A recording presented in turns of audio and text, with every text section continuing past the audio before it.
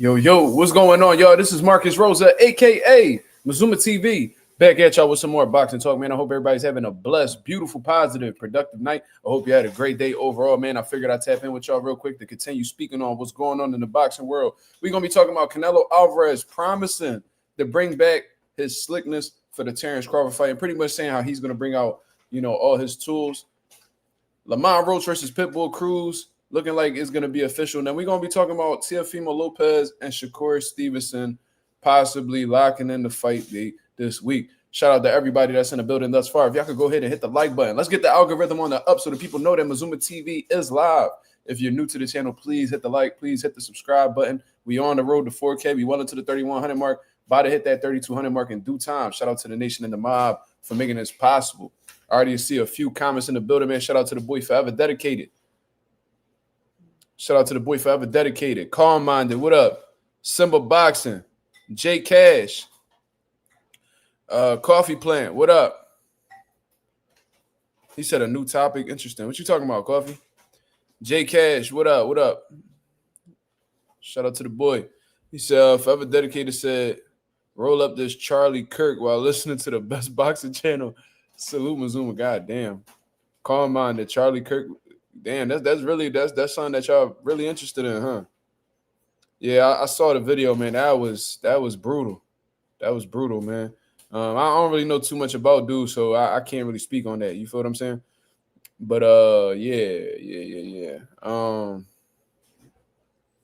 Simba Boxing in the building. He said, I think the question for you, Mark, is did you secure a Boots interview while you was there? I did not. And I'm gonna tell you why. Boots Ennis, he sparred my guy Deshaun Jones. You know what I'm saying? He sparred my guy Deshaun Jones. It was great work. In the last round, Boots hit Deshaun with a very, very sharp left hand. You know what I mean? Deshaun's legs was a little wobbly, shaky. But they was able to get the work finished, though, man. Boots Ennis looks sharp, powerful. This guy Boots Ennis is special, man. I'm telling you, like this is some shit that I've personally never seen before. We did 4-minute rounds because at Bosey's, for a lot of people that don't know, he does 4-minute rounds. You know what I mean? The average gym or just other great gyms in the area, they do 3 minutes. They do 4 minutes, and you can see the results of them. Sparring 4 minutes because they are all in phenomenal shape. Dennis Thompson sparred my guy Derek Moore. It was phenomenal work. What makes it difficult, though, is just not being accustomed to how the way they train. You know what I mean? So it's pretty much like you got to play under their rules, which, that's standard. You know what I mean? That's definitely normal. And it was phenomenal, man. Dennis Thompson is very, very sharp, good boxer, quick, twitch muscles on, very, very, very quick, very quick. Good boxing ability, and he's definitely improving since the last time I seen him. So shout out to Dennis Thompson. I seen Stephen Fulton sparring. He had some good ass work with some kid from Germany, man. Yo, phenomenal work. Stephen Fulton, man. After today, I'm like, oh yeah, I genuinely believe that he'll beat O'Shaquie Foster. Definitely. Yeah, Bosey was there. We was chopping it up for a little bit. We was talking about some old fights and shit like that. And I just texted him earlier, and I told him thank you for the work because, Boots could spar anybody. He chose to spar our guy. We the only ones that showed up for the work. That's the crazy part. I didn't even get to tell you that, babe. We the only ones that showed up to spar Boots. Nobody showed. Bro, Boots had invited a few people. None of them showed up. We the only ones. And we got there around like motherfuckers really don't want to spar Boots. This shit is crazy. You know what I'm saying? Like he be having to not beg niggas. Obviously, he ain't gonna do all that. He a man. But like, bro, he literally was inviting people that we know, that we be talking about at times, inviting them to come work. Bro, nobody wanted to work. We the only ones that showed up. My kid with 15 amateur fights showed more heart than these fucking professionals. Insane. But Boots was definitely working with him. Yo, jab is phenomenal. Defense, great. Hand speed, his technique, man. I think what stands out with Boots more than anything is, and my boy can attest to this, is his speed, bro. Like, you cannot see his punches, bro.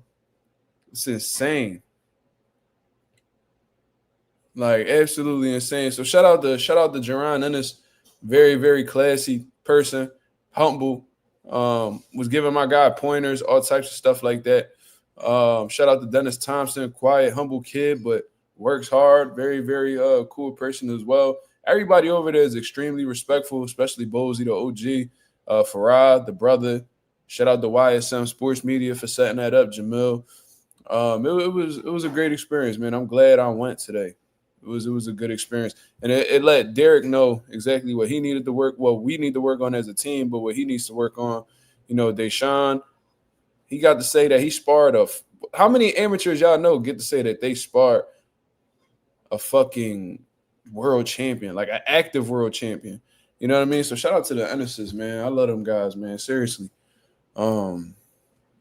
Yeah, I'm looking forward to going back really soon. Really soon. We definitely gonna keep pushing.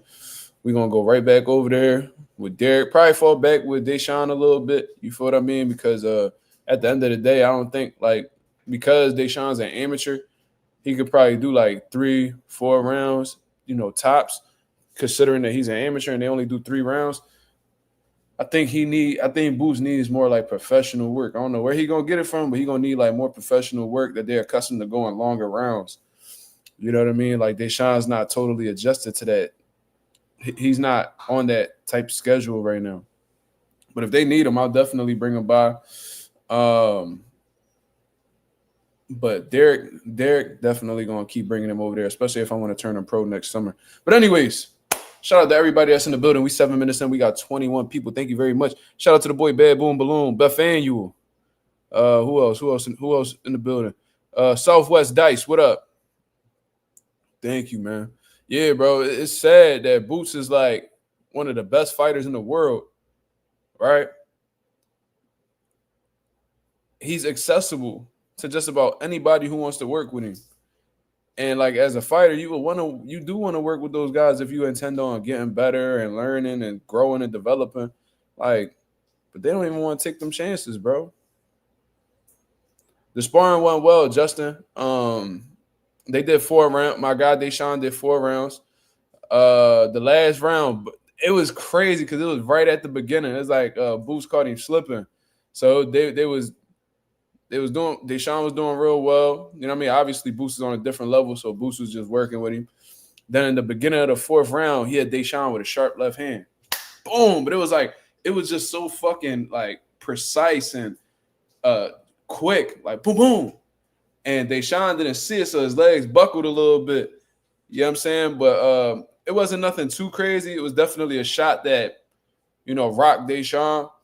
But you know what I mean? He was able to get his legs underneath him pretty quick, and then, you know, he was able to get back to work. But that's Boots. You know what I'm saying? Like, Boots is such a sharp, like, boxer. Like, people don't be understanding this.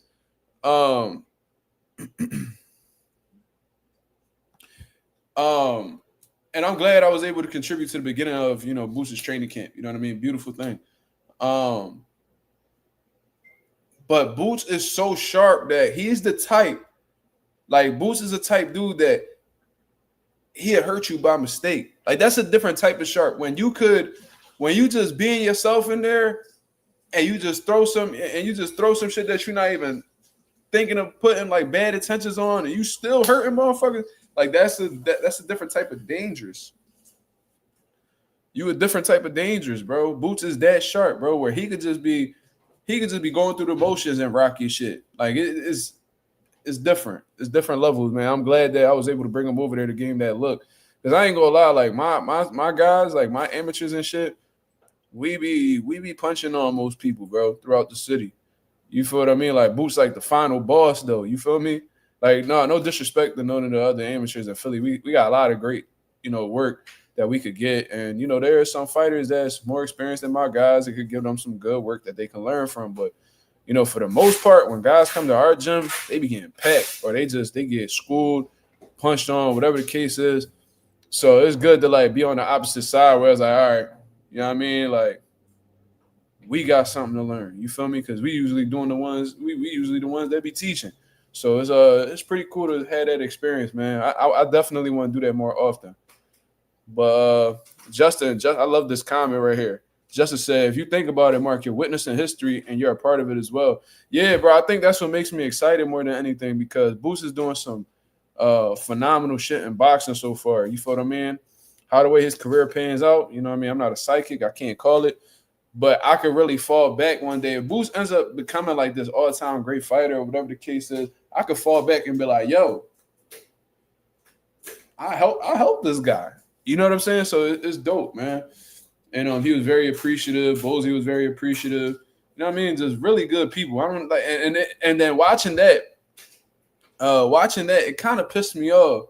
Like watching how the way they move and how nice and welcoming they are. You know what I mean? It kind of pissed me off because those like people go out their way to shit on this dude, and it's like, bro, if y'all actually knew this guy, you wouldn't even be doing that shit. You feel what I'm saying? Like real nice, genuine people, bro. Like, and you don't really come across that often in boxing. I'm gonna keep it 1,000. It's a lot of assholes in boxing, a lot of piece of shit people, a lot of crooks. You feel me? Like the Ennises, they not like that. You feel me? Every time I done been to a couple different gyms that they've been in to work. Boots early on in his career, Boots' first televised fight, we helped him get ready for that fight. We helped him get ready for that fight where we had Rashid Johnson. He was fighting a tall orthodox. We had a tall orthodox. So we helped him out. This time around, he needs southpaw work because of Luis Malima. A 6-foot southpaw, I brought a 6-foot southpaw for him. Not as experienced as Lima, but you know what I mean? My kid Deshaun is very talented. You feel what I'm saying? And a dog. So it was I'm just happy that I was able to help. We ain't even gonna talk about Ryan Garcia, y'all. Serious. That's like completely irrelevant at this point. You know what I mean? Ryan trying to get relevant any way he can. Man, we ain't doing none of that. But anyways, Ryan Garcia is a clown. He'll do anything to get people to be like, oh, you heard what Ryan said? No. I mean, we did, but we don't give a fuck. You feel me? But anyways, man, let's talk about all of the promotion that's been going on this week, man. I ain't gonna lie, since I've been home, you can ask my girl. She watching it with me. She was watching the Netflix release day countdowns, episode 1, episode 2. I watched both of them. Very, very dope. Very, very dope episodes that Netflix put on. For those y'all who didn't see it, please go watch it. It's pretty much was given like a background history behind both guys, which I knew most of it already because I'm a hardcore boxing fan. But it was still dope to see their upbringing and how the way they came up. Interviewing Terrence Crawford's mom.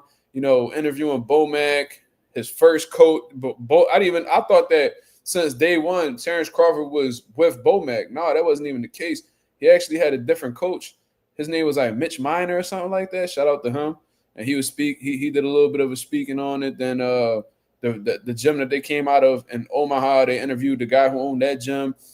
Dope. Canelo Alvarez showing this fucking house is beautiful, like a futuristic type house. Y'all, did y'all see that shit? Got a garage with like 10 different cars in it.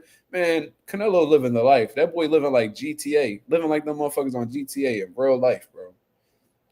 Phenomenal, bro. But that's just a testament to his hard work. Dope episodes, definitely some dope episodes. And I ain't gonna lie, this shit is getting me more and more excited about the day. I cannot wait to see this fight. I didn't ever think that I would get this excited for the fight because I'm gonna keep it real. I ain't really want to watch the fight. I didn't really care to see the fight. You know what I mean? Because I was still mad about the whole Benavidez situation.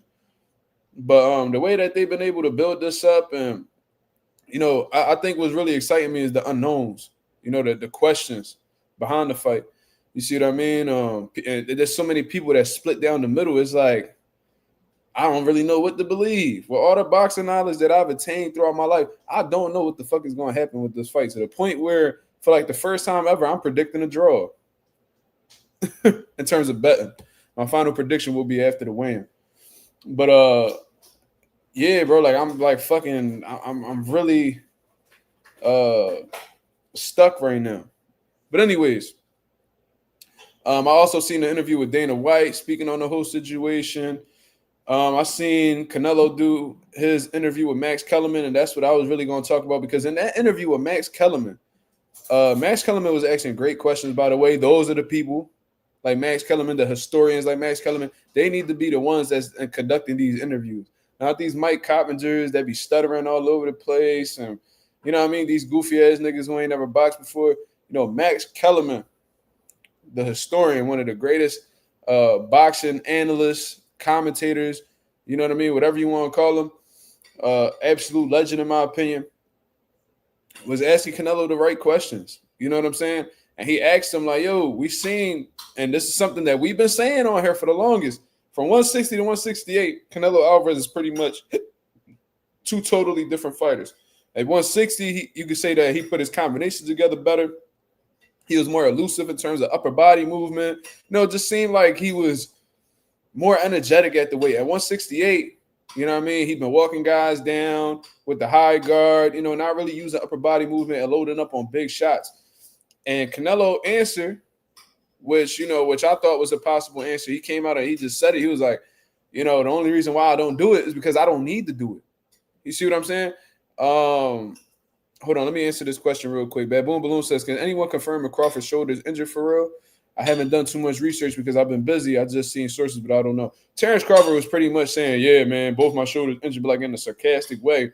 But according to the information that I've gathered, it's actually not a shoulder injury. It's a wrist injury. That's what I heard, but they said that that's old news, so that might be something that I don't know.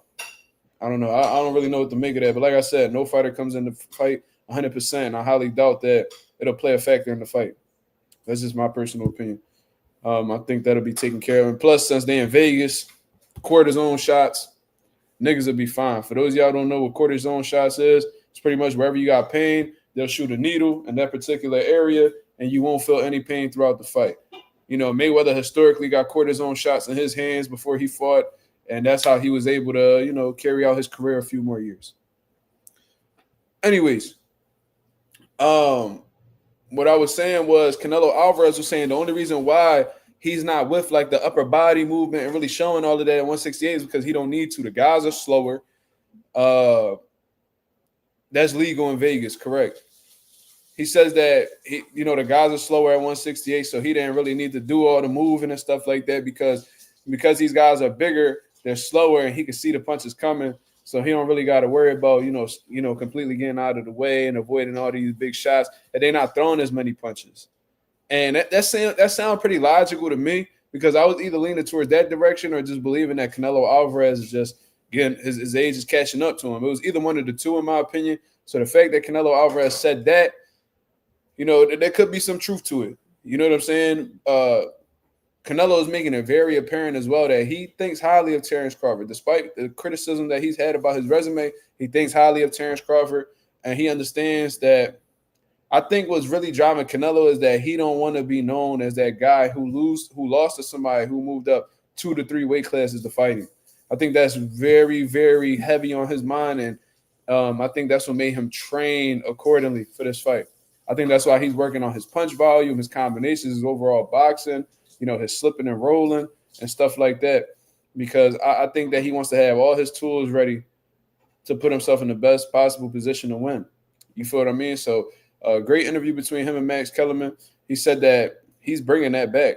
He said because Terrence Crawford is like a faster fighter who throws combinations and shit like that, this is a totally different fight in comparison to the big 168 dudes who are slower and don't throw as many punches.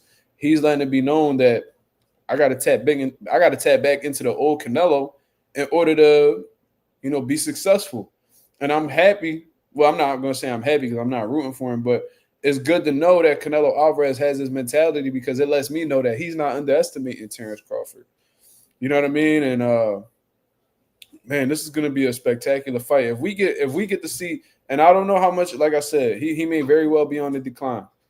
You know what I mean? He just doesn't want to come to grips with that. But if he brings back that old Canelo at 160 where he's, slipping a lot of shots and rolling underneath and, mixing in counters and, walking forward, sometimes getting a little bounce on his feet and stuff like that, man, this is gonna be a very, very high level chess match between these two. And I'm really, really looking forward to it. I'm not gonna lie to you. Shout out to everybody that's in the building. Yasir Ali says Mark Kriegel pretty solid too. Like the questions he asked. I agree, Yasir. I like Mark Kriegel. Mark Kriegel, what really got me to like Mark Kriegel, he be having these motherfucking fighters crying. Like, he's such a master at asking these questions. It's like he knows how to pull on these tough guys like emotional chords. Like, I remember he had Danny Garcia like boo-hoo crying during the interview. Then I seen a John where Keith Thurman was getting a haircut, you know what I mean, lining up his hairline all the way up here. And he got to talk about his trainer, Ben Getty, who passed away. And he crying too. I'm like, yo, what's going on? What does Mark Kriegel do to get these guys so emotional?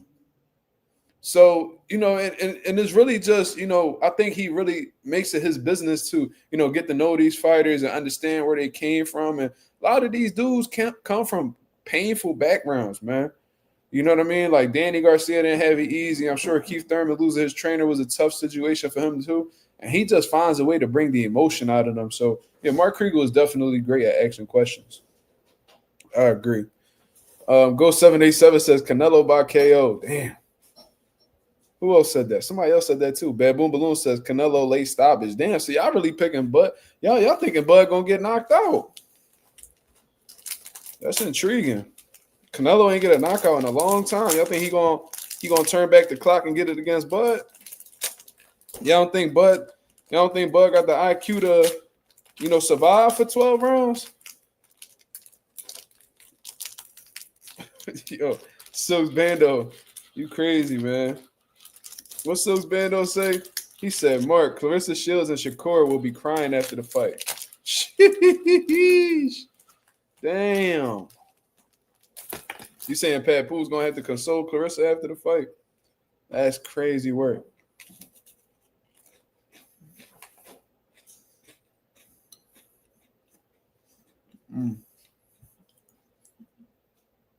But anyways, hey, man, let's talk about this other news, man, because we already spoke about Canelo possibly turning the clock back to put himself in position to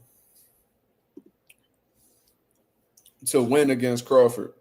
But we also got some breaking news in the boxing world outside of these two guys fighting.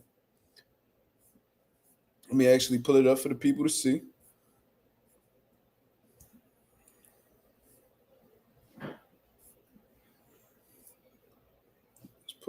Come on.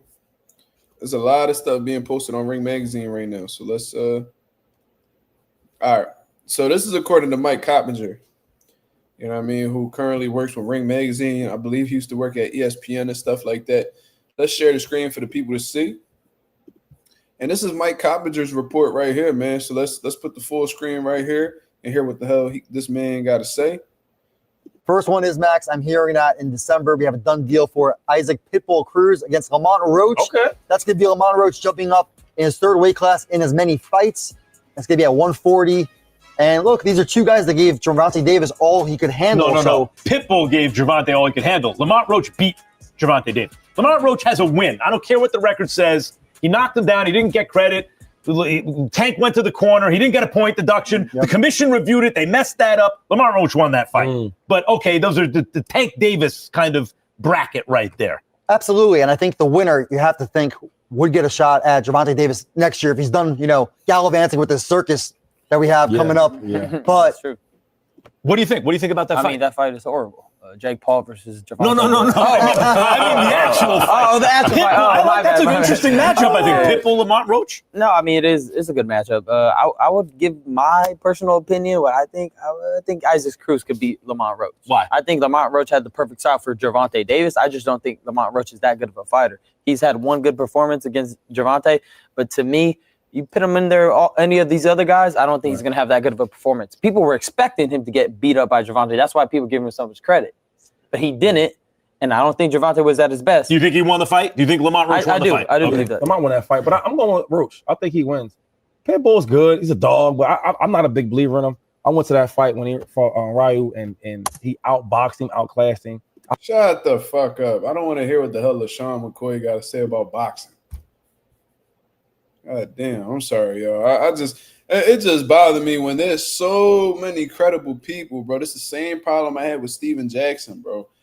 Why do y'all have so many people getting these these jobs at boxing to be analysts, commentators? Like there's so many active boxers out here that are looking for an opportunity, dog. We got Steve Cunningham Sr., a 2-time world champion who's well-spoken, breaks down the sport well. He knows what he's talking about. He provides great insight. Meanwhile, we got LaShawn McCoy sitting at the desk with Mike Coppinger, Max Kellerman, and Ryan Garcia. I don't like Ryan Garcia, but one thing I do know is that Ryan Garcia been in there, so he has great insight. You feel what I mean? Regardless of whether you agree with him, disagree with him, you know what I mean? You got to put respect on Ryan's name in the sense that he's been in there before, so he deserves to be there. You feel what I mean? Mike Coppinger, he's been reporting on the sport a long time. Max Kellerman, legend, been commentating some of the biggest fights that we still talk about to this day.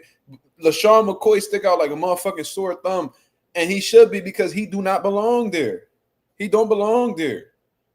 Now, if we talking about he a motherfucking commentator for an Eagles game or the Super Bowl or a playoff game, okay, yes, even if it's college football, whatever, yes, that's your thing, bro.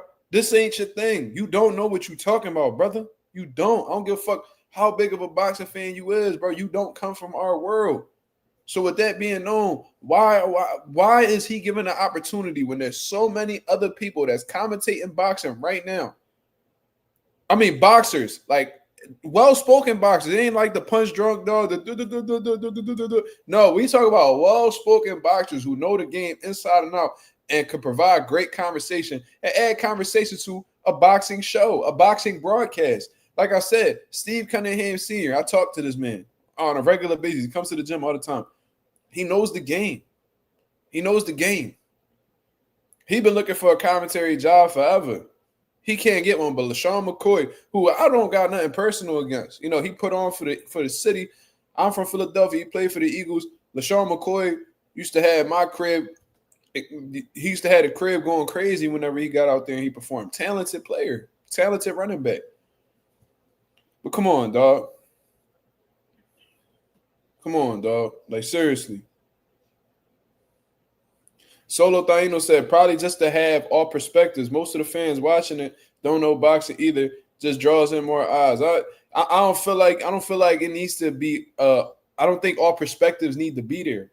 You feel what I'm saying? Now, if this was about life or whatever, relationships or whatever the kid, something that has to do with like general life, like if this was a general life conversation, okay, I would understand that.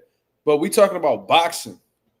So I wouldn't care to have a football player's perspective on boxing, to be honest with you. I really wouldn't. I would not care to hear what he has to say. If I want to learn about the sport, if this, you saying that most fans watching it don't know nothing either. So what shouldn't they want to learn from actual experts? If they don't know nothing, shouldn't you put all knowledgeable people on the panel to educate these dudes so they can actually learn something and go from casual boxing fans to possibly hardcore boxing fans? Maybe I'm just digging a little too deep. I don't know. But me personally, if this is about boxing, I don't really care what a basketball player, a football player gotta say about the sport of boxing. I don't. I really don't care. Maybe that's just my opinion, though. Maybe people are just more open-minded than others. But like I said, in my opinion, this is like let's say a job, a company's opening a position for an accountant role, and you got three. They already got three accountants there. You're looking for a fourth one, right? And they're looking for possible people to hire, see who has potential. Then you got a few people on the list actually came from accounting, got their degrees in accounting, shit like that. Then you got this one dude on the list that was a motherfucking cashier or a motherfucking, what you want, like an electrician or something that got nothing to do with accounting, and you hire him over other credible people that are looking for the same job position. I don't understand that shit, and I never will understand it. You feel what I'm saying? But anyways, I didn't really care about what LaShawn McCoy had to say, to be honest with you. I cut that shit off every time he get to talking. Now, when LaShawn McCoy talk about how the Cowboys ass, you got my attention, brother. I'm tuned in. When you talking any type of football, especially when I seen the segment where he was talking about Saquon Barkley. Yeah, let's talk about that. That's something that I want to hear because you know about that. You feel what I'm saying? But I don't really care what he got to say about boxing, respectfully. Damian Lillard, a boxing fan, and on some real shit, if he did commentary, I wouldn't give a fuck to hear what he got to say neither. To be honest, that's just me, though.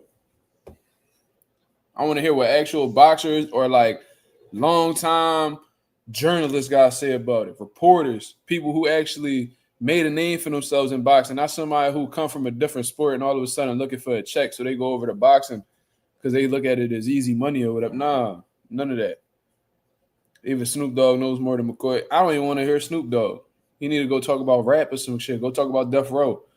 Go talk about some shit that's going on in music right now. Go talk about the Gunna and Young Thug situation. Talk about Young Thug's phone calls. Talk about that. Stephen A. I don't want to hear Stephen A. Yeah, y'all get what I'm saying. I ain't got to keep going. I ain't got to run through a list of motherfuckers. You feel me?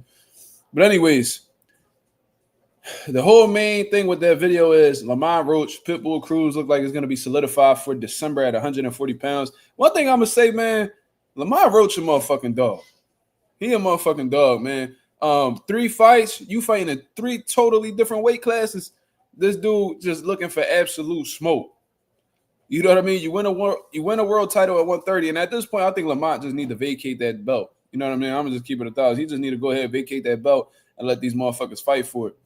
But you go ahead, you win a world title at 130, then you go up, you fight Gervonta Davis in a fight, just like Ryan Garcia said. A lot of people thought he was going to lose. He changed a lot of people's mindset, and like Max Kellerman said, I thought he won. You know what I mean? So now he looking for the next best opponent. I guess the Shakur Stevenson fight really wasn't on the table at the time. I think Shakur really just waiting for the Teofimo situation. So he went and he got the next best option. And Isaac Cruz is not going to be an easy style for Lamont. It's not. Now, if I thought Lamont, if I seen that Lamont has some mobility, not say have some mobility, but showcase some like good mobility and, good boxing, quick feet, whatever the case is, then I'll be like, all right, he could pull that out the bag, so fuck it. You know what I mean? I'm going to pick him. But something just tells me that Lamont is going to try to, like, catch and shoot in between Isak's punches and all that. And I feel like Isaac Cruz is easy to figure out, but at the same time, Lamont Rose got a whole lot of dog in him, and I feel like I don't really feel like he's going to try to outsmart the nigga. I think he's going to really try to prove himself by stepping to the nigga. And he is going to have a size advantage over Isaac Cruz. Isaac Cruz is very small. And Lamont got some respectable punching power, so he probably could make some shit happen offensively. But I don't know, man. I feel like that fight could really go either way because it could be a situation where Isaac Cruz could load up on a big shot or catch Lamont Roach in between punches and change the dynamic of the fight. Because one thing about Isaac Cruz, although he is one-dimensional, he could crack. So it's going to be a lot of 50-50 exchanges in that fight, in my opinion. And Isaac punches do damage, man. They definitely do damage. And you ain't got to worry about, especially somebody moving up in weight like Lamont. You ain't going to have to worry about Isaac Cruz taking a step backwards. So, and Lamont he like to plant his feet and catch and shoot. You know what I mean? Time motherfuckers coming in, shit like that. So I think that's a great style matchup, to be honest with you. And I got a whole lot of respect for Lamont for taking this fight, bro. First fight at 140 to be Isaac Cruz when you barely got your feet wet at 35. I commend him, bro. Let me see. Bad Boom Balloon says, honestly, the blueprint for Shakur is there. For Shakur. So I think, Bad Boom, I think you meant to say the blueprint for Tank is there if Shakur fights Tank. Is that what you meant? You gotta elaborate, brother. I gotta see what you're talking about. The blueprint for Shakur is there if he fights Tank. You gotta elaborate. I don't know if you're talking about like there's a blueprint there for Shakur to take advantage of, or there's an actual blueprint on Shakur. You gotta let me know which one you're talking about. You said I hope they change it to a catch weight. They ain't gonna do that. They ain't gonna do that at all.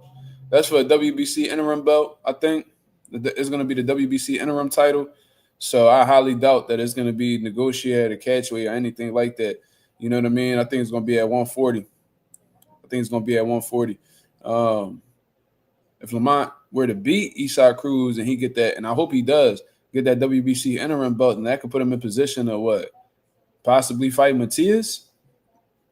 Or will he go back down to 35 and possibly fight, Shakur Stevenson if he beats Teofimo, or go back down to 35 to fight Tank, after he fights Jake Paul? Shit is interesting. You think Roach could beat Cruz relatively easy? I don't know. I think like if he's sitting in the pocket, like I said, he's gonna give Isaac Cruz a lot of opportunities offensively. And to really neutralize Isaac Cruz based off of what we've seen historically, you got to be a moving target.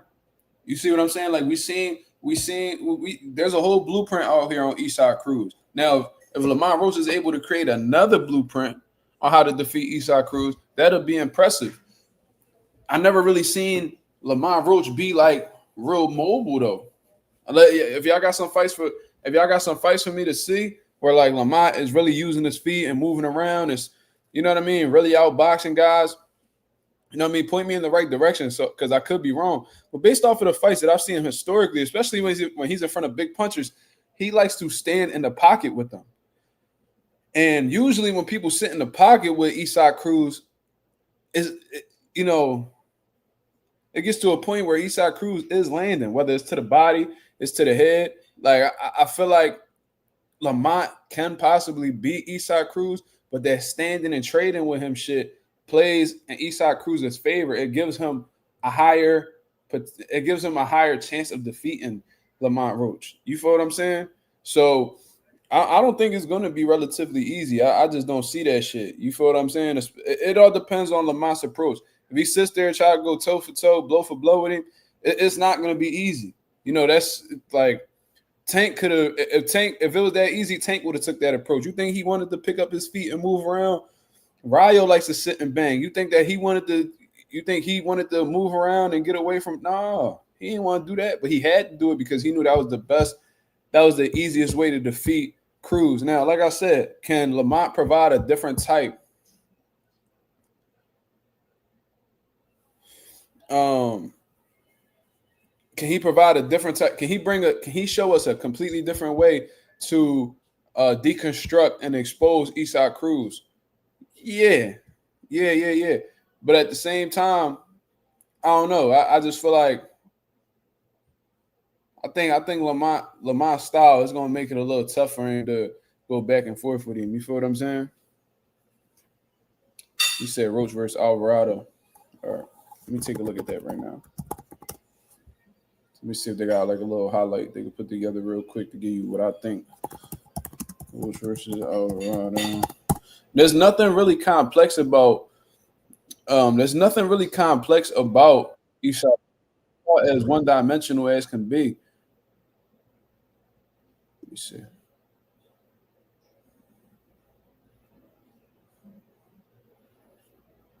See, Lamont, he's very efficient with his energy. You know what I mean? He don't really do too much moving. He trusts his high guard. He catches and shoots really well. So he could definitely give Isaac Cruz some problems. My opinion might change as the fight gets closer. But I know one thing's for sure. And Lamont is very defensively responsible. He puts together good combinations too. He don't really get too reckless in there. It's a little his movement is all right. It's all right. But he's definitely good. He's gonna leave some opportunities for Isaac Cruz to, land shots. This is gonna be a firefight. They're gonna shoot that shit out for sure. But Lamont is very intelligent, to be honest with you. Very smooth. I look at Lamont as like he definitely a stepper. He counters real well. He catches and shoots. You know what I'm saying? But he is smooth operator. He never looks like he's panicking. He always looks composed. And a lot of the shit that he does, especially defensively, is textbook. So Lamont is fundamentally sound, solid counterpuncher, good timing, and has a certain level of composure that's, admirable, to be honest with you. So he has all the tools to beat Isak. But he gotta make sure he on point, because Isak gonna be throwing them bombs. And if he gonna be sitting there and catching the shots like how he usually does with his high guard, you know what I mean? He better be throwing some shit that Isak Cruz, respects. He gonna have to sit down on some of these punches for sure. But yeah, we don't know how the fuck Lamont Roach gonna do. Never mind. I was gonna say I don't know how he gonna do with a shorter fighter. I mean, Tank's short, but shit, he even shorter than Tank. So there's people, and I've seen this like where guys struggle with shorter fighters for some reason. Like, how like some fighters like avoid southpaws because they just don't like that angle. Like they'll purposely avoid southpaws because they don't like that angle. There's people that I know personally, well, from the past, that will like they don't like the box short fighters. I always thought that shit was weird. I don't know why. You would think that if they're gonna avoid anybody, it's probably be a tall fighter. But nah, bro. I've heard people, nah, man. They don't be wanting no smoke with short fighters. George says, I think Cruz is the favorite in my opinion. Well, shit. I don't know. I think that this is very I think it's very possible that motherfucking Lamont could beat him, but he's gonna there's definitely gonna be some 50-50 exchanges in there. It's a good stylistic matchup. That's what I am gonna say. Shout out to everybody that's in the building, man. Damn, 9 viewers? The fuck going on? Damn. Okay. That is what it is. Shout out to everybody that's in the building. And further news, I came across some information about Hassan Wells, man. Hassan Wells is a huge Shakur Stevenson fan from what I've observed, in the past. You know what I mean? He's really big on Shakur Stevenson, and, ain't nothing wrong with that. Shakur Stevenson is a very promising, fighter, definitely a pound-for-pound level fighter, to be honest with you. And according to Hassan Wells, Shakur Stevenson and Teofimo Lopez is reportedly a done deal, but needs to be finalized at the end of the week. And apparently he got this information from 210 Boxing TV. Now, I don't really know too much about 210 Boxing. For anybody that's in the Twitterverse, if y'all can let me know who he is and if he's credible or not, that'd be very much appreciated. Like I said, I don't really be tapping into these guys all like that. But we got to see exactly if this is valid or not. You know what I mean? Because Teofimo Lopez has in the past been completely, all in on a fight behind the scenes. Then when the contract gets there, all of a sudden he doesn't want to sign and things of that nature. But I'm going to keep it honest with you. I don't believe Teofimo Lopez. He's a fucking liar. But one thing I am going to say is that in terms of boxing, in terms of like what's going on for him in boxing right now, I think Teofimo Lopez's back is against the wall. I don't think there's many options for him, man. He's burnt a lot of bridges. Especially with Ty Ring. Ty Ring don't want nothing to do with T.O. They just want to get. They was like, all right, man, you can go do whatever the fuck you want as long as you bring us back our money. You cool. So he burnt that bridge. Cool. He be back and forth with Turkey Al-Sheikh. I guess he kissed his ass or whatever because it seemed like him and Turkey cool now. Went over to the PBC side, realized that Tank not really worried about him right now. He about to go fight Jake Paul. So if we talking about big paydays that T.O.'s looking for, what other direction does he have to look? It has to be the Riyadh season route. And one thing about Riyadh season, Turkey Al-Sheikh said it out his own mouth. He don't believe in no charities, bro. He don't do shit for charity, especially if he don't like you. If he don't like you, he not doing no charity shit. He only do that for the guys he could hold hands with. You feel what I'm saying? So look, Teofimo Lopez, he might be in a situation where he don't have no other choice but to fight Shakur Stevenson. He might not have no other choice. What other big paydays is he gonna get in boxing right now outside of Riyadh season? He's not gonna get any. What, he gonna fight on Pro Box? Pro Box ain't gonna pay him anywhere near the money he's looking for, in my opinion. Top Rank, they ain't paying him. They don't even want to deal with him. They just want to get their little percentage and then go about their business. PBC, they not paying him no money right now. They not. They still trying to figure shit out from how it looks. You feel what I mean? Look like PBC been on a budget ever since they lost Showtime.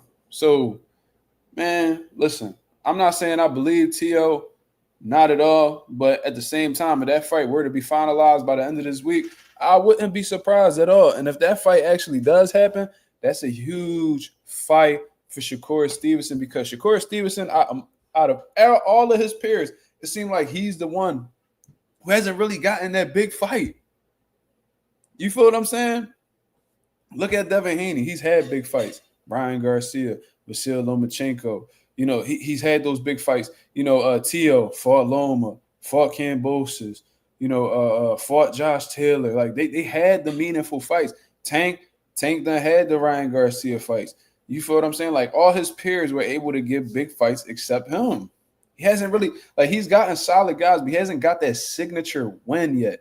You see what I mean? So if he were to go fight Teofimo Lopez, who's currently the WBO junior welterweight champion of the world, and he were to defeat him and then grab a fourth division,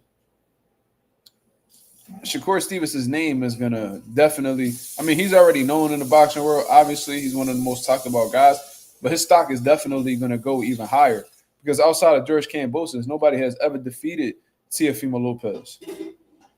You know what I'm saying? So I think that'll be a great win for Shakur. I think Shakur has all the tools necessary to beat to beat Teofimo. I think in terms of IQ, they vary drastically. I think that Shakur Stevenson is the much more intelligent fighter. I think that Teofimo Lopez is extremely athletic.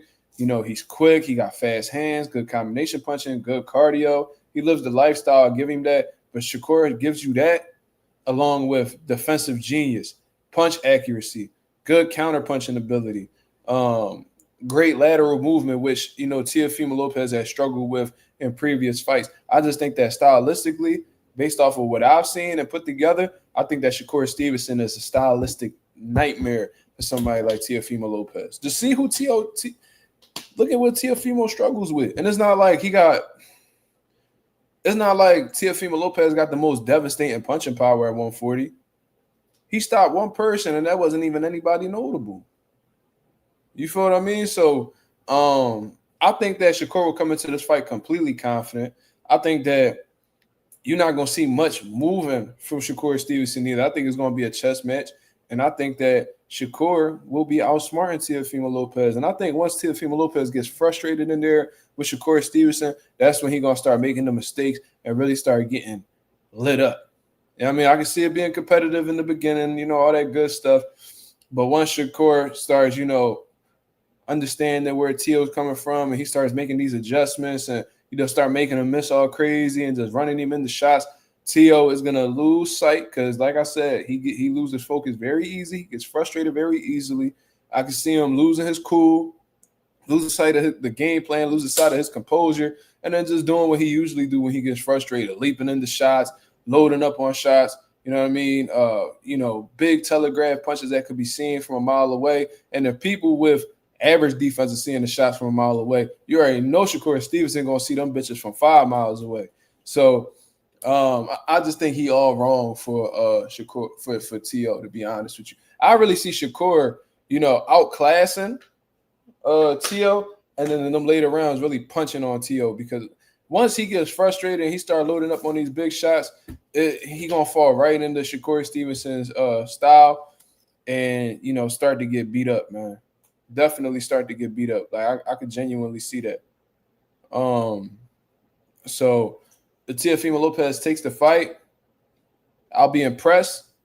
I'm not going to hang my hat on that. I'm not confident that he takes the fight at all. But according to these reports right here, it's looking like, you know, they're very confident in this fight coming together. You see what I mean? So I don't know how valid 210 Boxing TV is. I can't really speak too much on it. But according to Hassan Wells, that's something that 210 Boxing reported. So we'll see if this is real or not, I guess you would say. Yeah, I don't know what else, you know, is going on besides that. You know, it's just been a bunch of rumors, to be honest with you, so we could transition on to the next topic that I wanted to get into. And it seems like, first of all, Hassan Wells, you tripping. You should know the difference between these two guys. I could tell off rip that this isn't Jermell Charlo, but this is actually Jermall Charlo. So you put together this collage, and you got Errol Spence, and then you got Jermall Charlo. That's not Jermell, that is Jermall, sir. You gotta replace that picture, Hassan. You gotta tighten up, brother. How you can't tell the difference between the twins if you've been watching boxing so long? If you still, it's 2025. If you still can't tell Jermall and Jermell apart, I don't know, bro. You might be cooked. Because to me, they don't even really look alike. Like, you could tell obviously they're twins, but like, come on, they don't have like identical features where it's hard to tell them apart. Even when they dye their hair the same, they don't even look alike. So I don't know what's going on with Hassan. He tripping. But anyways, the new report that's going on out here, according to Mike Cobbinger, Errol Spence and Jermell Charlo are in negotiations to fight in early 2026. Now, there is a few questions that I have for this fight right here. Is Jermell Charlo still with Derrick James? That's what I do want to know. Because if that's the case, if he's still training with Derrick James, then that's going to be very, very tension-filled. That's what I'm going to say. I think it's going to be very, very tension-filled. There's going to be a lot of tension in the room. I feel like, the build-up to that fight is going to get very personal. That's just what I personally think. I don't think that they're going to be able to be respectful at all. And you could just tell because of how the way Jermell is setting off the tone. You feel what I'm saying?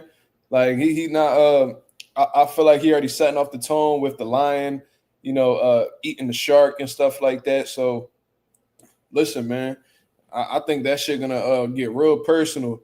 Derrick James and Errol Spence being at the opposite sides of the table from each other at the press conference, that's gonna be very, very strange to see.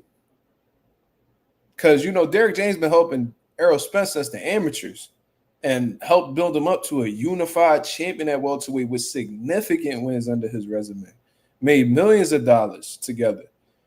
Yeah, I mean, they had a dispute over money. I think they still got something ongoing in court, and now they're gonna be facing each other. Now, I don't know if Jermell's still with Derrick James. You know what I mean? I haven't seen Jermell with Derrick James in a long time, so I don't know. I don't know, but if it is a scenario where Jermell is still with Derrick James, it's gonna be very, very awkward. Very, very awkward situation, bro. So we'll see. You know what I mean? I don't think this is an ideal fight for Errol Spence to take coming off of this long layoff. Yeah, they both coming off losses. Yeah, they both ain't fight since 2023. I get that. I understand that. However, they both lost, but they suffered losses in totally different ways. Totally different ways. You feel what I mean? One, was pretty much a survival mode and tried his best not to get knocked out. The other one was absolutely brutalized and coming off of a traumatizing events, like car crashes prior to that beating. Also, since then, trying to come back into the ring, you got rating issues, and Errol Spence is falling apart. You feel what I mean? So I don't know. And then I seen the pad work that Errol Spence was doing recently. His balance looks completely off. I don't know if that's just because he's been so inactive or because of the damage that he's took. But usually when fighters start to become, shot fighters or shells of themselves, their balance isn't correct. You know what I mean? Their feet ain't underneath them like they used to be. And when I'm watching Errol Spence do this pad work recently, his feet is all over the place. You know what I mean? His foundation isn't as solid and firm like it was, in his early years. All you got to do is look at that most recent training footage and go look at like his pad work that he did with Derrick James in the lead up to the Lamont Peterson fight. Two totally different fighters, in my opinion. And I don't think that's a coincidence at all. Jermell Charlo, yeah, he went out with a loss. You know what I mean? It was a bad, embarrassing loss, to be honest with you. But I think it's safe to say at this point that Jermell Charlo has a lot more left in the tank. And Jermell Charlo is a brutal style to go up against when you're a shot fighter or when you just don't have it anymore. Now if we're talking about young Errol Spence prior to the car crash and, all that good stuff, I would actually pick him to beat Jermell. I think that he, I think that he had the better gas tank, better work rate, better jab. I just think that he would have outpointed Jermell in a great action-packed fight. But at this point in time, I just don't see him beating Jermell. Yep. Silks Bando said, wait. Hold up. Before we get into Silks Bando, Ralph says you could tell there was tension between them when they sat near each other during the press conference with Frank when Frank was fighting Tank. Yeah. I didn't even really pay that too much attention. But yeah, that's definitely true. That was definitely true. They didn't even want to really talk to each other, look at each other, or nothing. And I seen Derek. Somebody had asked Derek James a question. He acted like everything was cool, but it ain't shit cool at the end of the day, bro. If you taking somebody that you pretty much helped raise or pretty much guided for a few years, if you taking them to court, it's really hard for me to say that they cool. That just don't even make sense. That's somebody that you looked at as family, and now you taking them to court because they didn't pay you what y'all agreed to. You feel me? I wonder how that's going to turn out. I don't know if that'll ever come out publicly. That court shit probably already settled. I don't know. If somebody's able to pull up some documents or something, let me know.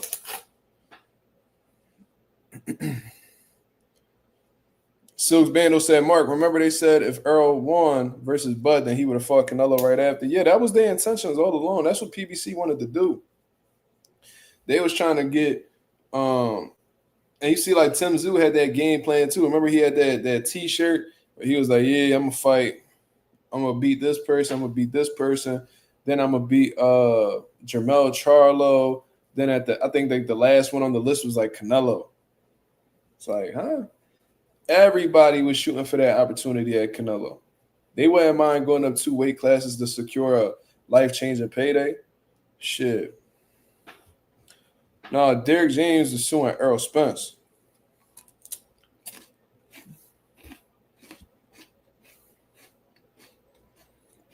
I don't know if that was taken care of. I don't know what it is, but yeah, man. Yeah, that was the plan that PBC had though. They was gonna have Errol move up the fight. Canelo, Cowboy Stadium. That was the play all along. And I think that's why they wanted to avoid Crawford in the first place, because their whole thing was probably like, man, we don't need Crawford. He being stubborn in negotiations, blah, blah, blah. Let's just take these fights and then, try to get the Canelo fight. And if you Al Heyman, that probably would be the best move to make, because they understand how much of a threat Crawford was, and they knew that going up against Bud could fuck up their money, but Earl was so pressed on making the fight happen, he put Al and them in a position where they had no choice but to make the fight happen. Because if not, Earl just wasn't going to fight. At the end of the day, these guys work for Errol, so they got to do what he's saying. Solo Taino said, who you got in the Collazo versus Invasion? You talking about Oscar Collazo? If that's the case, you already know I'm rooting for Oscar Collazo, man. Let me see something real quick. Are you talking about Jason Vason? Man, I ain't rooting for no motherfucking Jason Vason. I told you, we can't trust niggas' names who rhyme, man. I don't trust niggas who names rhyme. Ain't no way that y'all knew that y'all kid's last name would be Vason and be like, what should we name him? Jason Vason. No, we ain't doing none of that, brother. You know what I mean? We gonna root for Oscar Collazo, and that's just what it's gonna be. You feel me? But I see Jason Vason them beat some undefeated guys. You know what I mean? He got a 4-0. He got another 4-0. Okay. Who else? He got 3 4-0s. Okay. That's what's up. He got a no contest against a 2021. Wait. Why? Why he got no contest? That's a red flag. Hold on. We about to figure this out right now. Why Jason Basin got a no contest?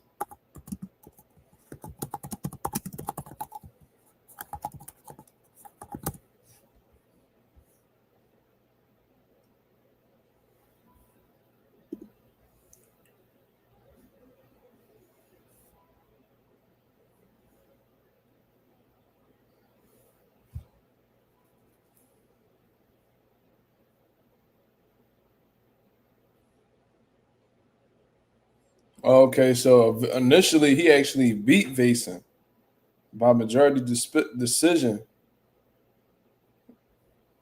but Vason actually dropped him twice and dominated the fight. So they actually reversed the decision. That's like, oh, so Vason almost got robbed. Something crazy. Rooting for Collazo. Yeah, I'm definitely rooting for Collazo. Definitely rooting for Collazo. Shout out to that Puerto Rican champ right there. You feel me?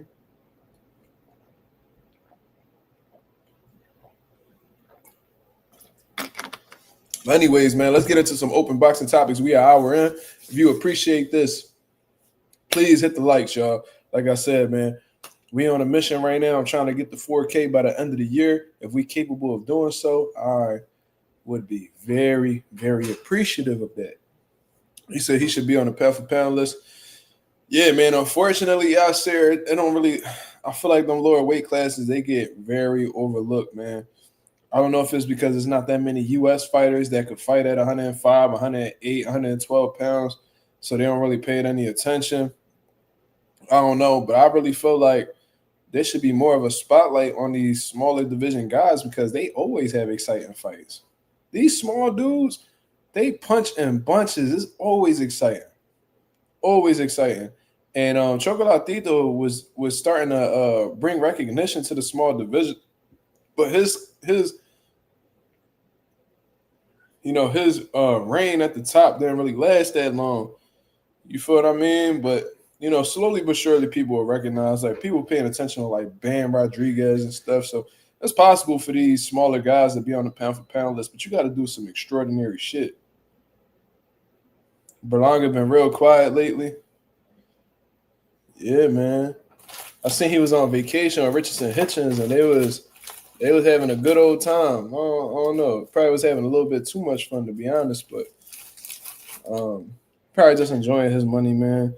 You know what I mean? I guess he thought that hand wrap excuse was going to work. It didn't. So now, he's staying to himself. But, yeah, I don't know what's going on with Berlanga neither, man. He lost me on that one.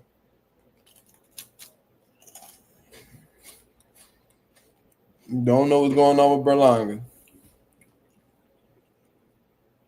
But hopefully he sit back in the lab, realize that he skipped some steps in his career that hurt him. So hopefully he go back to the drawing board and, right some wrongs that unfolded during his career. Because you ain't, like I said, you ain't faced no credible gatekeepers. And I know y'all probably, what's a credible gatekeeper? Like guys who are known for fighting top contenders and champions and, being able to last some rounds with them and so they could grow and develop as fighters. That's what I mean by that. Like a Gabe Rosado. Great gatekeeper. Jorge Cota. Jorge Cota, the type dude that he going to let you know whether you an elite guy or not. If you don't belong in there, if you're not in an elite level, somebody like Jorge Cota will step on you. You know what I mean? Orlando Salido. You know what I mean? He was a champion in his own right, but you know what I mean? If you wasn't ready, he'd show you. Dervinchenko, that's another great example, Nick J. It's a few of them. Berlanga ain't never really go through that process, though. He never really went through that process where, he fought the gatekeepers and got some rounds with them. He didn't fight no other top contenders. Like, he literally skipped from, fighting non-notable names to, boom, Canelo. It's like, how you missed this big-ass gap in your career. All the first-round knockouts hurt you because you didn't learn anything.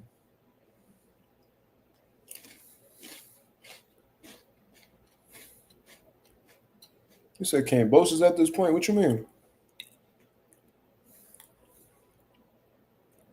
Shit, at least Cambosos be somebody credible and was a unified champion. Berlanga ain't ever do that. And to be honest with you, this ain't me trying to like come across as like somebody who dislike Berlanga or I'm hating. I don't see Berlanga ever winning the world title. Think about it. In or around his division. Look at the climate of 168 pounds. And look at the ones that's above 75 cruiser. Berlanga too small for cruiser. He can't make 160. So your only real options is 68 and 75. Look at the guys who look at the one champion of the division right now. You already lost to him. You feel me? You not beating no top prospects at 68. You're not beating Christian and Billy. I'm willing to bet you wouldn't beat no Lester Martinez. Them two motherfuckers that's fighting each other. You ain't beating neither one of them. You're not beating I don't even think you'll beat Steven Nelson. I don't think you'll beat Steven Nelson. Who else? Diego Pacheco, you definitely not beating him. I think Trevor McCumbee will give Berlanga a good fight. You know what I'm saying? Like that's how I see the shit. I don't know how anybody else see it. But like I don't even think he beat any top contenders at 168. The motherfuckers who's sitting for waiting for a world title. I don't see it. 75, come on. You got stopped by a nigga who moved up in weight to fight you. You are not ready for that punching power at 75. We ain't got to talk about what Better Beef would do to you. We ain't got to talk about what Bivol would do to you. We ain't got to speak on what David Benavidez and Morella do to you. I just know that you're not coming out victorious in neither one of those fights. I'm very sure of that. I mean, you can never tell it's boxing, but one thing I do, like I'm very confident in this situation. You're not beating none of those dudes. None of them.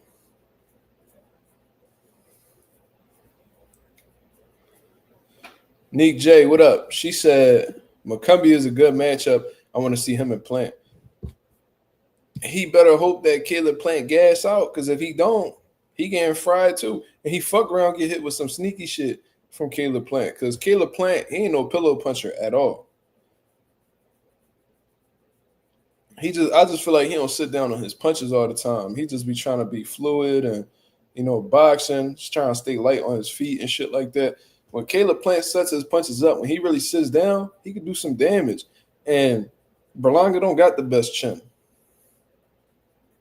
But Faniel said, man, I got Trevor. I think they're about the same level. I think that Berlanga and Trevor are about the same level, but because I don't really look at Trevor McCumbee as somebody who got like high IQ or anything like that. But he's explosive. He punch hard. And with that sneaky, unorthodox shit he be throwing, he fuck around, catch Berlanga, put him out. That goofy shit that he be throwing, like them lunging in hooks and shit. Berlanga's so trash defensively, I can just see him running into one of them Jones. He said, man, I got Trevor. That's funny.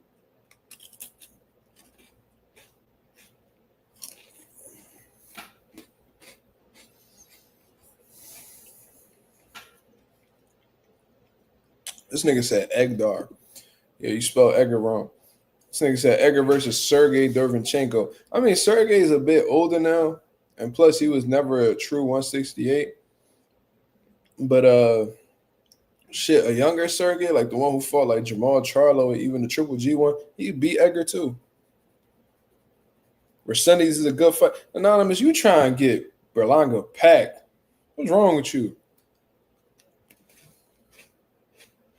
Did you not see the last fight? You seen what Resendiz did to Plant, bro? Hell no. Man, what I'm trying to say is Berlanga not beating none of them. Resendiz gas tank with his punching power? Nope. He'll drown Berlanga.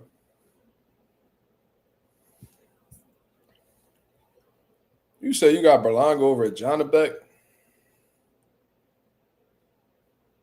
You crazy? You got Berlanga over at Jonabek? You got to be trolling.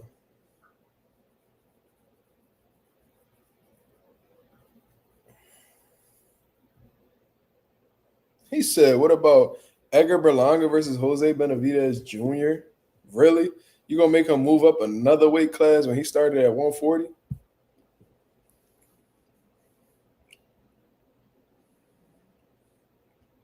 I bet leave Johnny Beck alone. Silk's gotta be trolling. Yeah, he said he trolling. Thank God. Because Johnny Beck a monster, for real, for real. I was watching some of his John, like his timing and all that. Johnny Beck is dangerous. Really, really good timing. That's got to be like Berlanga nightmare because Berlanga always throwing goofy shit, leaving his chin exposed, hands be down. It ain't gonna work. He said Johnny Beck will spark Berlanga to the moon. Facts. He said, wait. Anonymous said something. I can't see it. He said, what's he going to do, Mark? He can't take too many steps back. But that's why it's luck, bro. And I'm glad you said that because I didn't even get to address that point. This is why you can't. That's why it's really a strategy to this, building a fighter type shit. You feel what I mean? Because once you take a certain step, ain't no looking back. It really ain't. And, Berlanga not going to want to do that anyway because, him taking crazy steps back is going to involve some sort of pay cut. And Berlanga been getting, he got a little bit of Canelo money now. You know what I mean? He don't want to know nothing else. So Berlanga ain't really got any other choice but to, keep taking these big fights. You want big money, you got to do the big fights. And Turkey will keep lying on him. He don't care.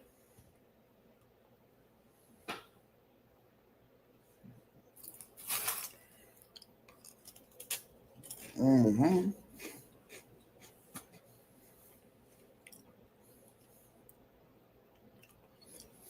Silk said Berlanga versus Carlos Adames. How does it play out? I mean, Berlanga is a lot bigger than Adames, but Adames is a lot more skilled. I ain't gonna lie. I didn't really think too much of Adames until that Hamza fight. How slick he was, and how the way he was being aggressive and in shape. That Adames that fought Hamza that night, he'll beat Berlanga.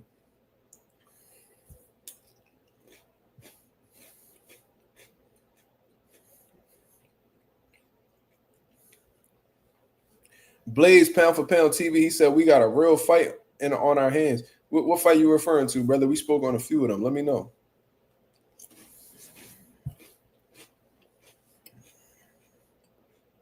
Mm-hmm.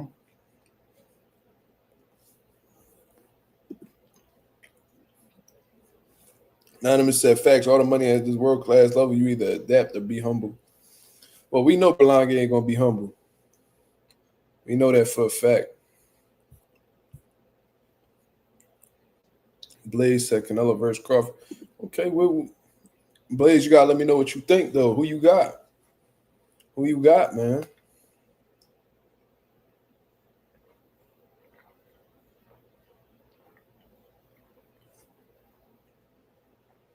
You got to let me know who you got, brother. You flying into Vegas tomorrow. Okay. Have a safe trip, brother. Oh, shit. My boy got Bud. Oh, shit. My boy got Bud. Okay.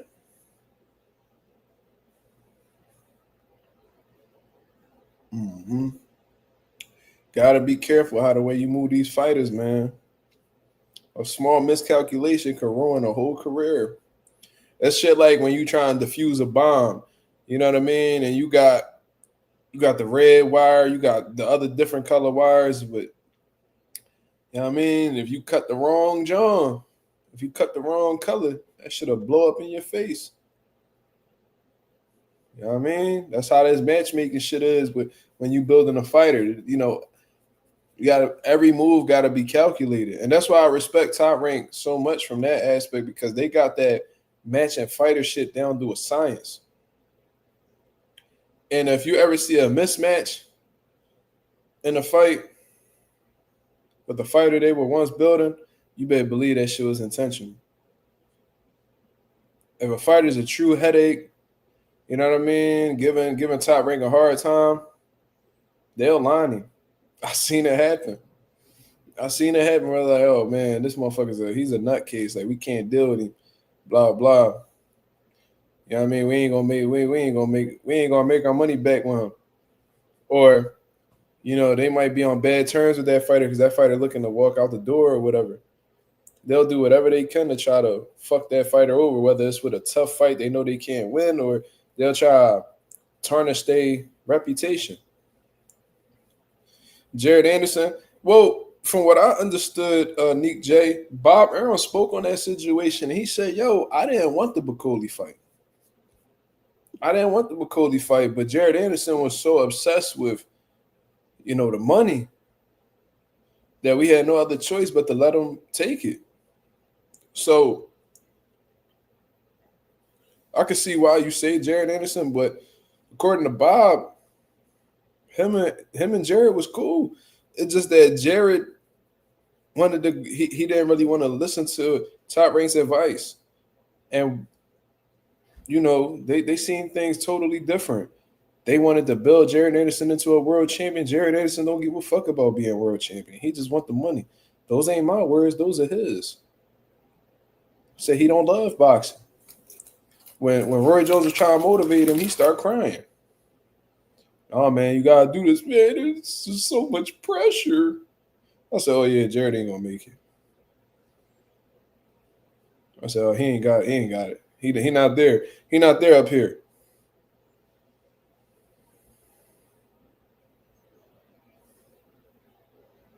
Yeah, he was like, man, you got to do it, son. You was chosen to do it. Roy really put in all this type of optimism, giving him so much positive shit.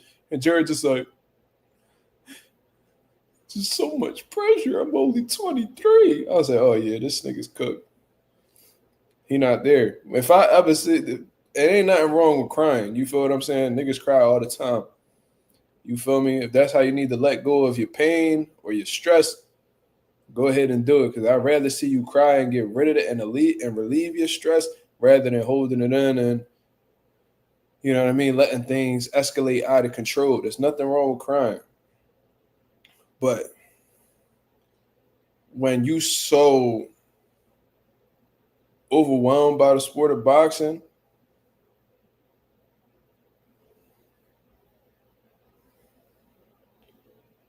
that you crying when somebody's giving you a motivational speech, that's somebody who's been burnt out, done with the sport. They holding on by a motherfucking pinky finger, holding on to that rope by their pinky, by the skin of their motherfucking teeth. They finna do it to Keyshawn. See, that's the thing, though. When they got, like, really talented people that they may not have opponents to, you know, wash them, what they'll do is just ruin their reputation. So when they leave Top Rank, nobody else is going to want to sign them. You say, yo, who cried? Remember Jared Anderson cried?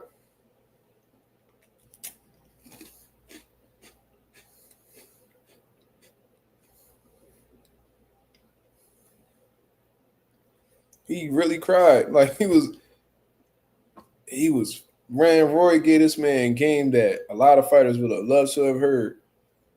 Jared wasn't hearing none of that. He was too busy sniffling. I was like, what's going on with Jared, man? He's so talented. But Jared Anderson is an example of somebody who was there for the sport physically, but wasn't there mentally. And I always say, both got to be in line. If either one of them has any sort of deficiency or, you know what I mean, if there's any type of imbalance in that situation, it's going to expose itself. And that's exactly what happened with Jared. You know what I mean? His mind was just focused on the money. He wasn't worried about. And that's the thing. If Jared was really intelligent and all he really wanted to get was the money, then he would have just stuck by Top Rank's process because they would have built him into a multi-million-dollar fighter. But what did he do as soon as he saw a little bit of bread? I'll take it. If you truly about the money, bro, sometimes you got, you know what I mean, play the long game.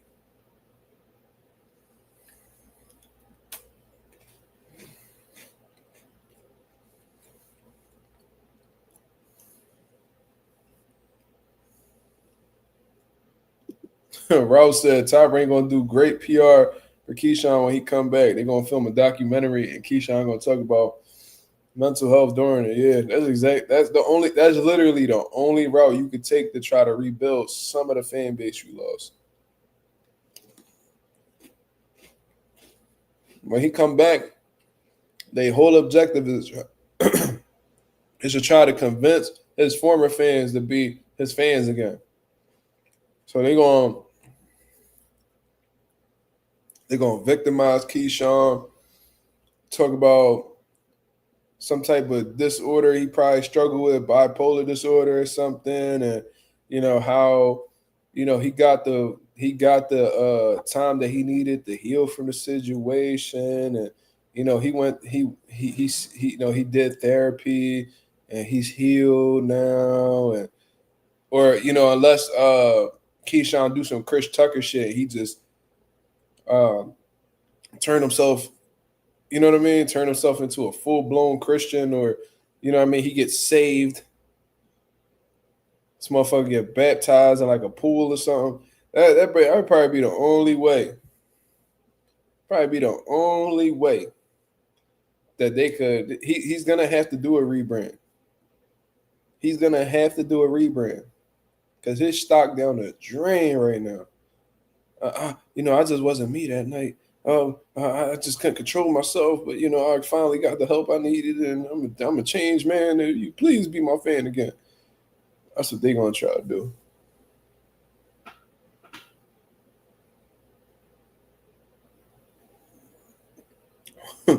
Silk's Bando, don't touch me, don't touch me. Yeah. That nigga Tank was Abdul Wahid for like 1 month. I don't even know if Tank's still Muslim.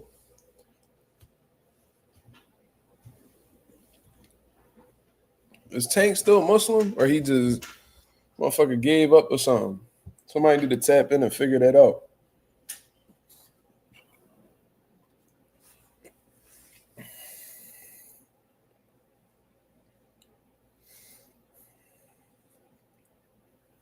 He said those Macaulay uppercuts are nasty. Facts.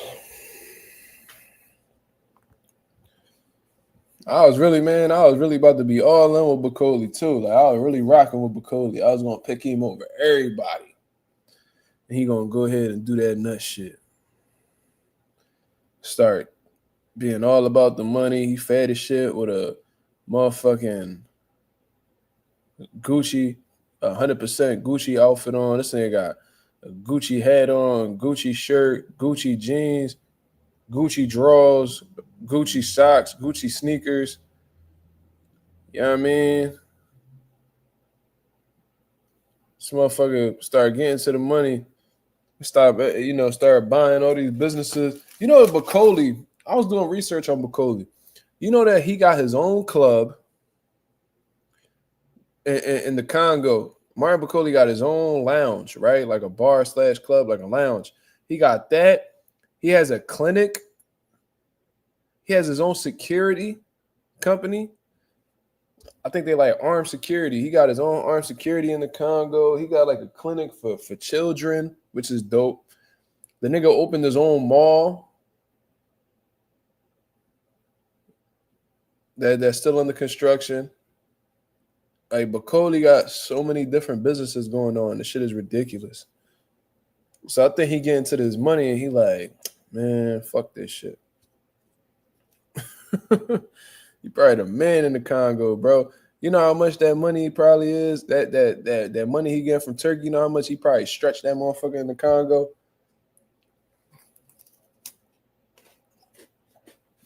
Mm-hmm.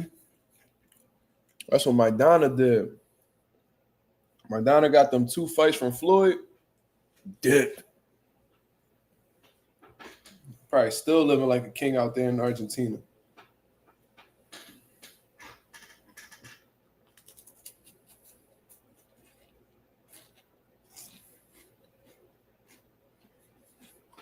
I seen Bacoley getting outboxed by F.A. or Jogba, bro.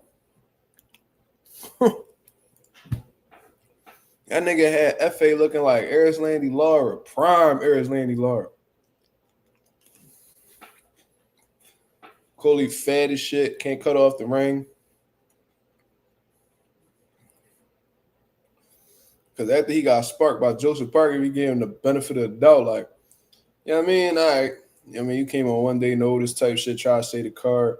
It is what it is. Get your ass in the gym, lose that weight. You feel me? And just beat on FA. Cause I swore he was going to spark FA. He came in still fat as shit. He ain't got no gas tank. He'll like hurt FA. He'll hurt FA. And then had a gas tank to really hit it, to step, to like really put his punches together. So now he's just following FA all around. Like, bro, your coaches. I swear to God, I said this shit a few times. If I was in Bacoli corner, I'd have slapped the dog shit out of him. Swear to God. He'd had, I fuck around with a guy escorted out the ring. Because, why the fuck is you embarrassing me like that? I'd have slapped him like Tito Sr. did. Tito Trinidad Sr. slapped his son in the ring.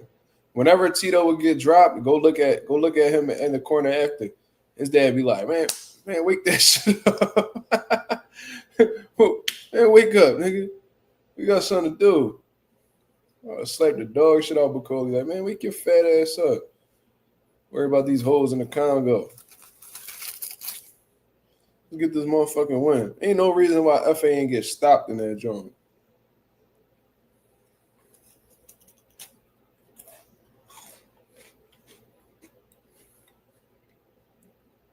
Yep.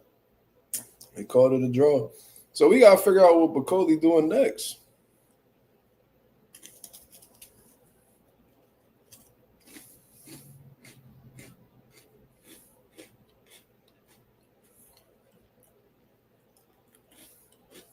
So said, remember the way Wilder went out on the same card as AJ? Yeah. Remember that? Yes, I do. Look completely shot in there. Trying to outbox Joseph Parker. The dumbest shit. Who the fuck told Wilder that he could do that? I'm going to sit on the ropes. I'm going to wait for him to step in, and I'm going to run him into my right hand. I said, oh, really? So you think that when everybody know you got a hell of a right hand, that's how you know this low IQ shit. I'm going to lean on the ropes. I'm going to let him come in, then I'm going to hit him with my right hand. You think that he not mindful of your right hand, bro? That's literally all you known for. So why would you – all he going to do is he not going to overcommit. He going to see you try to load up with that right hand. He going to get some shots off. He probably step over to his right. You know what I mean? Like, he not about to give you that opportunity. The fact that you think that you being intelligent by doing that, the IQ just ain't there.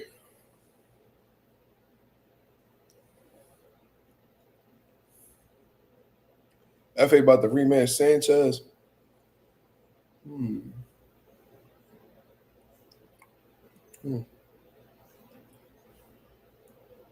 Sanchez could beat him again. Well, it depends on how much Sanchez got left. If Sanchez still straight, he'll beat FA again. FA not really difficult to figure out. Said Malik Scott ruined Wilder. Why the fuck is he giving Wilder game plans when Wilder is moving off the back foot trying to box? Yeah. I don't understand because it's like, see, me personally, I'm not going to train. I would never train a fighter how the way I used to fight. Unless they had like my same exact style. There's no way I'm going to do that. You got to take into consideration what these guys specialize in and maximize it to the best of your abilities. Like, of course, you could tighten up their defense. Of course, you can show them different combinations and, you know, stuff like that. But I would never I would never take somebody who is a, you know, like in his DNA, he's a brawler. I'm not going to turn him into an outboxer. I'm not going to take a guy who, you know, his main identity in boxing is an outboxer. I'm not going to turn him into a brawler. Shit don't even make sense. Why would I do that? It's like you pretty much setting your guy up the field. So when I'm seeing, you know, him on his back foot, Because when he did it with Hellenius, it worked, right? But it's fucking Robert Hellenius. Robert Hellenius and Joseph Parker are not the same. So he thought because he did that to Hellenius that everybody else was just going to fall for the same okie doke. Like the same fucking... Nah, bro. That's not how that shit worked. Calling Oshaki Brick Baby is fucking hilarious. I ain't going to lie. I seen Fulton working today, though. And I don't know if you heard me, Anonymous, but I was at Bosey's. And I seen Fulton working. He had some, man, I got to figure out who that German kid was. That fucking German kid that Stephen Fulton was sparring. Very, very impressive. I don't know who he was. He was giving Fulton good work. I got to figure out who that was because he really caught my attention with that work he put on. But niggas call Oshaki Foster Brick Baby. That is hilarious. I'm sorry. But Fulton looks sharp. I see some good things, bro.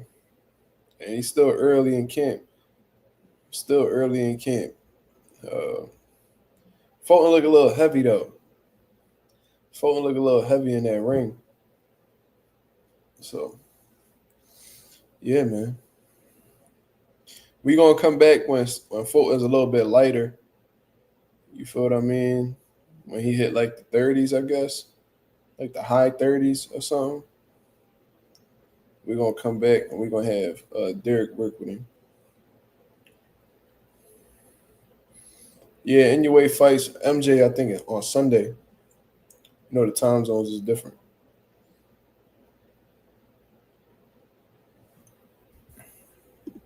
Ralph said, like Robert did with Maidana, he didn't change Maidana's style. He just added a little bit. Yeah, like he tightened up like his defense and, modified his jab. Like he fixed some things. You know what I mean? He made Maidana better. He improved some things that Maidana already had. That's what you got to do as a trainer. You can't train every fighter the same. You feel me? Like, that's just not going to work. You got to train everybody different. You got to see you got to take the time to actually study the fighter that you're working with, understand what their style is, and work from there. You got the strong punching brawlers. You got the ones who, are good counter punchers. You got the ones who, very athletic, rhythmic type fighters. You got so many different ones, bro. You got knockout artists, all that.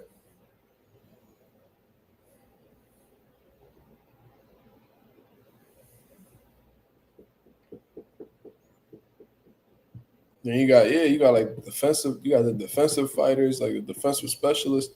I done had them all, bro. I done trained them all. I can name all my fighters that I've worked with since Pivot Bay Open, and they all are different. Neither one of them fight the same. Because I know trainers who got like 5 fighters, and they all fight exactly alike. Shit is crazy.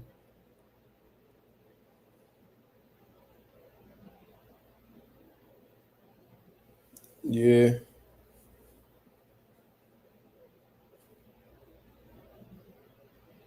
Yeah. That shit was dope, man. Boots looks shitty sharp, man. Shitty sharp, fast as fuck, bro. Like that's what it is. It's the speed. His technique too. It's how the way he turned his punches over. He get full extension on his punches. Whether he's throwing a jab, right hands, he would turn the left hook all the way over, the overhand right. He put that bitch all the way over, and he cracked with both hands, bro. Like he gotta be to me, bro. He's like, and this is my thing about Bud, right? I always looked at Bud as a southpaw, always, because I feel like it's a drastic difference between orthodox and southpaw for Bud. Like I feel like he'll do orthodox, like if you're not really posing him any type problems. Or because I've seen situations where like Bud will be orthodox, he get touched up, but then once he go to southpaw, he a different monster. Like Boots, bro, He literally gives nothing away in either stance. Not like nothing. The same shit that he doing at orthodox. His defense just as tight on orthodox than it is southpaw. He's just as strong. He's just as powerful. He's just as quick. Everything, all his attributes is equal in both departments.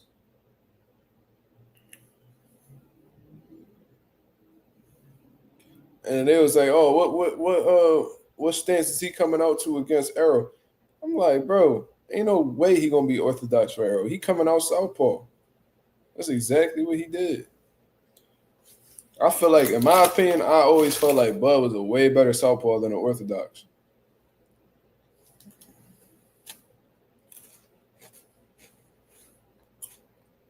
Yeah, it sucks. I remember that. It's gonna be all right. He says T.O. Goofy ass was Dicky and Canelo can't, even though he fights nothing like Reynoso trains. Facts. I said that, bro. Before Reynoso decided not to train him, I was like, this don't even make sense. I was like, T.O. style is nothing like Canelo and the rest of his camp style. I said, to be honest, T.O. got more of like a black style in terms of like athleticism, rhythm and, stuff like that. The flashy shit. Like he got more of a black style than a fucking Mexican style. It's like I didn't really.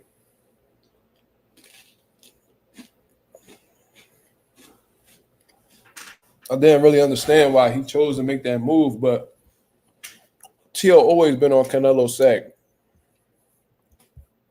I remember when he came to Canelo press conference just to take a picture with him with his belts. Like, this nigga's like a grandmaster dick eater, bro. Nah, he didn't switch at all with Earl. That's what I'm saying. Like, I always looked at Bud as like a southpaw that could do a little bit of orthodox work too. But when you compare both stances for Bud, he's a way better southpaw than he is an orthodox, in my opinion. I also feel like Bud's more comfortable being southpaw. But anyways, I'm going to get up out of here, man. I appreciate everybody that came through and showed love as always. If y'all could hit the like button on the way out, that'd be very much appreciated. If you appreciated the boxing talk, please hit the like. Please hit the subscribe button. We're on the road to 4K, well into the 3,100 mark. About to hit that 3,200 mark in due time. Shout out to the nation and the mob for making this possible. I'll be back at y'all with another live tomorrow night, 10:30 p.m. Eastern Standard Time, to continue cooking up on what's going on in the boxing world. Until then, I hope y'all have a blessed, beautiful one. I'm up out of here, man. Peace.